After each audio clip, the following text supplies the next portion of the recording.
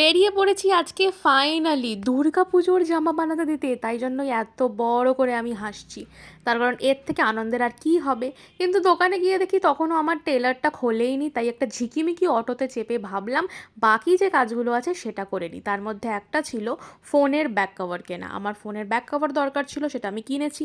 অন্য একটা ভিডিওতে দেখাবো যে কী কিনেছি। আর রাস্তায় বেরিয়েছি একটুখানি, মানে খাবো না তা তো হতে পারে না, তো সব কিছু ভুলে গিয়ে একটা রামবল খেয়ে নিলাম, কারণ এটা আমার ফেভারেট। সাথে একটা ভেজ মাঞ্চুরিয়ানও ছিল, সেটাও একটুখানি খেয়ে নিলাম কারণ ইচ্ছা করছিল। তারপর আবার চলে গেলাম হাঁটতে হাঁটতে টেলারে বাট। পুজোর আগে যা হয় আর কি, এত ভিড় চারিদিকে, আর টেলারেরও তাই অবস্থা। অনেকক্ষণ দাঁড়িয়ে দাঁড়িয়ে দাঁড়িয়ে তারপর ফাইনালি আমাদের কাজ হলো। আর ফেরার সময় শুরু হয়ে গেছিলো বৃষ্টি, তাই ছাতা খুলে ফেললাম। আমার কিন্তু পুজোর শপিংয়ের আজকে সূচনা হয়ে গেল।